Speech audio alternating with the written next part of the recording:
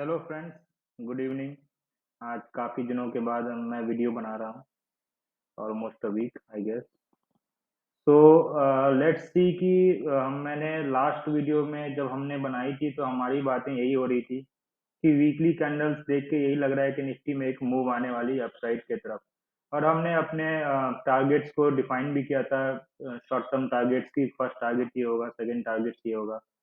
And अगर आप देखोगे तो आज मार्केट में गैप अप हुई है और अब नेक्स्ट टारगेट तो हमें क्लियरली विजिबल ही है कि ये नेक्स्ट टारगेट है। और मैंने वीकली चार्ट से इसलिए स्टार्ट किया है क्योंकि कल यूएस फेड की मीटिंग है। उसके अनाउंसमेंट्स आने वाले हैं 1 एंड 2 नवंबर।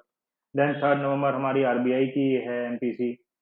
तो बेसिकली जब मार्केट ऐसे इवेंट्स के आसपास आके एक न्यू हाई बना रही तो प्रोबेबिलिटी यही कहती है कि हम गैप अप हो सकते हैं इसके बाद, ये प्रोबेबिलिटी है।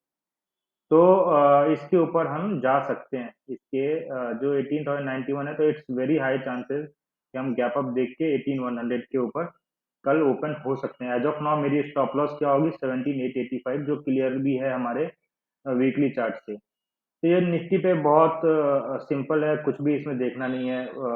अगर मैं आपको इंट्राडे में समझाऊं जैसा कि मैं समझाते आया हूं हमेशा से, तो आप देखो आज फर्स्ट 15 मिनट की कैंडल जब ओपन हुई तो मैंने फर्स्ट 15 मिनट की कैंडल को हमेशा इंपॉर्टेंस दिया है। फर्स्ट 15 मिनट की आप हाई को ले लो, लो का तो कोई इम्पोर्टेंट वही नहीं है, नीचे ही नहीं आया। फर्स्ट कैंडल के बाद सेकंड कैंडल नीचे आने की कोशिश भी करी लेकिन इमीडिएटली बाउंस, फिर इसके नीचे कभी भी सस्टेन नहीं हुआ।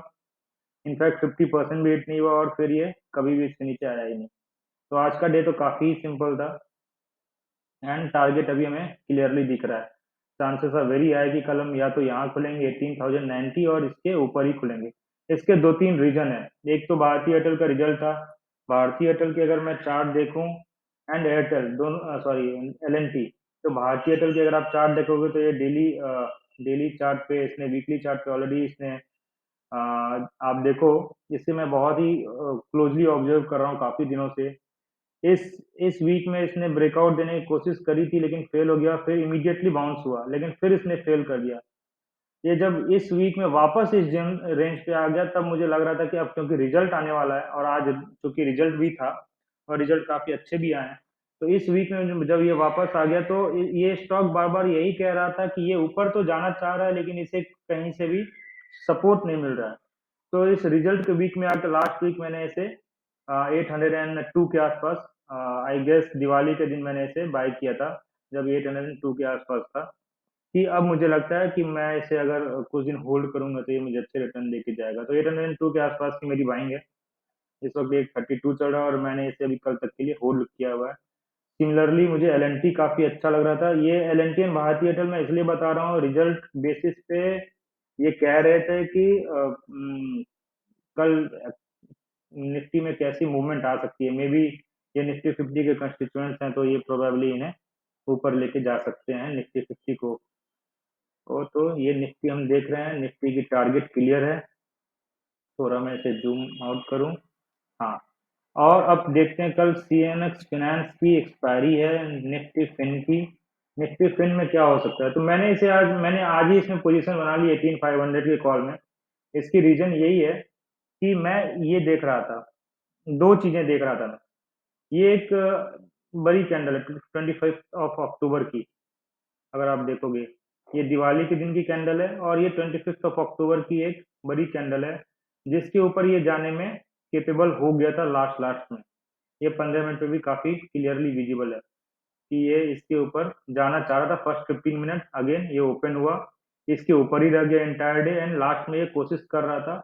और इसको सपोर्ट कहाँ से मिल रहा था, इसे सपोर्ट मिल रहा था एचडीएफसी लिमिटेड से, जो उसकी एक कंस्टिट्यूएंट है। तो एचडीएफसी लिमिटेड को मैंने कैसे ट्रेड किया, मैंने देखा कि एचडीएफसी लिमिटेड जब इस रेंज में था तो एक्चुअली मैं इसे ऐसे देखता हूँ, ये इस रेंज को क्रॉस नहीं कर पा रहा था। अगर आप देखो 19 अक्टूबर 21 देन दिवाली के दिन भी इधर से हिट करके आ गया, फिर 25 को इधर से हिट करके आ गया, 27 को कल इसके ऊपर जाने की कोशिश की लेकिन क्लोज यहीं पे हुआ।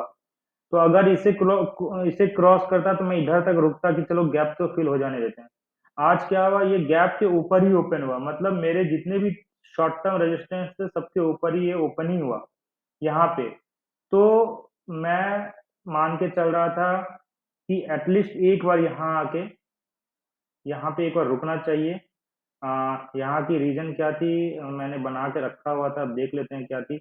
हाँ, आप देखो, ये मुझे यहाँ पे एक गैप दिख रहा था इंटरडे में, तो मैं यहाँ के लिए एक बना के रखा था कि अगर यहाँ पे आएगी मार्केट तो मैं एक बार ये प्रॉफिट बुकिंग करूंगा।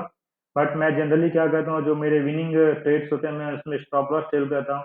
फिर ये रेजिस्टेंस के आसपास आया लेकिन इसने कभी वीकनेस नहीं शो करी और इसलिए इसके ऊपर भी चला गया। तो माई थॉट इज कि कल ये इधर कहीं आ जानी चाहिए, या तो गैप अप ओपन ही होनी चाहिए या फिर इसके ऊपर चली जानी चाहिए। तो ये एक निफ्टी फिन को एक सपोर्ट करने वाला है, इसीलिए मुझे लगता है कि कल सीएनएक्स फाइनेंस एक अच्छा ट्रेड हो सकता है। 18500 का कॉल मैंने बाय किया है, क्योंकि ये जो दिवाली और दिवाली के बाद वाली कैंडल है, मैं ये देख रहा हूँ कि किस किस स्टॉक ने इसके ऊपर अपनी पोजीशन बना ली है। तो मुझे लगता है कि कल ये एक अच्छा ट्रेड हो सकता है मेरे लिए। 18500 की कॉल मैंने बनाई है 50 के रुपीज के आसपास। लेट्स सी टुमारो क्या